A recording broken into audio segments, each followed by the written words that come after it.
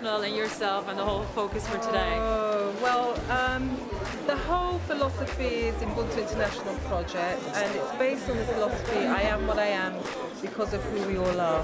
It is a Pan-African initiative, so we're showcasing designers from South Africa, Uganda, and we've added a new Nigerian collective.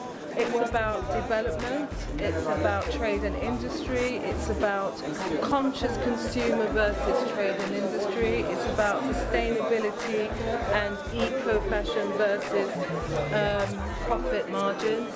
It's about style and substance. So there's a lot of sort of opposing issues that we wish to address. And we are doing that as a collective with our designers, with our partners, and trying to move forward in this Ubuntu philosophy.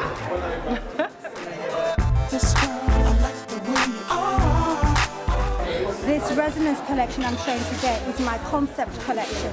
It's the collection that I created to push me down that path of eco, couture, and it's pushing the boundaries between what is known and what isn't. And what I have done is taken away everything, stripped away the conventional ways of putting things together, buttons, zips, all of that conventional way of getting into a garment. Wow. And just done it very natural, very organic. So there's nothing in there. Everything you see would totally biodegrade. This collection is pushing the boundaries and I know that it's very much where it's art. That I have diffused it and it works so perfectly when it's diffused. And with organic cotton, linen, hemp, works perfectly. So it's just something else that you will see as we go along. There'll be a resonance too. Hi, I'm Kevin from Frankie Wild. What I do is I do adornment through art. So the adornment is whether it is fashion, whether it is jewelry, whether it is home fashion.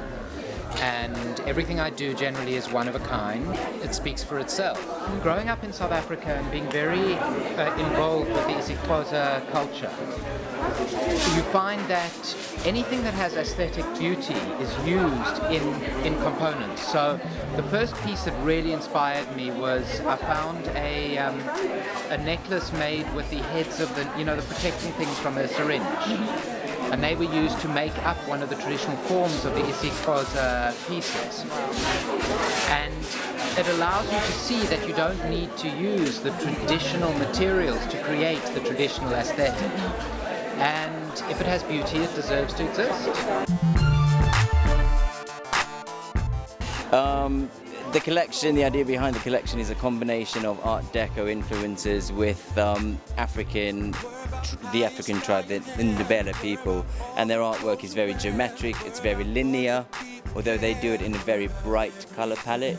I've reduced it to a really sombre winter palette for autumn-winter 2012, interpreted it into beautiful suedes, mock croc skins, laces that resemble bark and that sort of thing. But you'll see the lines that I've mentioned, which are quite subtle, nothing too major, but definitely there, yeah. And yeah, that's pretty much it. I like the clothes to do the talking.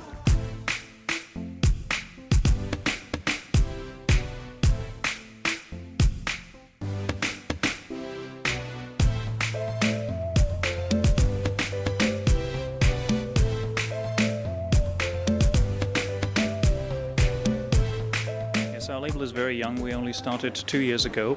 Unfortunately, Ayo, the founder, cannot be here today, so I have to fill in for her. The label itself, we try to blend. Ayo has resided in Austria for 10 years, so she grew up. She was born and raised on Lagos, on Victoria Island in Lagos. So this is why she tries to blend her Nigerian roots with the European experiences and with a lot of other things she experiences and witnesses around the globe when she travels. Excellent. And could you talk us a little bit through this collection? Does it have a name and what are the influences? Yes, this collection, one you see here, is a tribute to the victims of the terrible blasts in northern Nigeria, the civil war-like situation, the blasts in Abuja.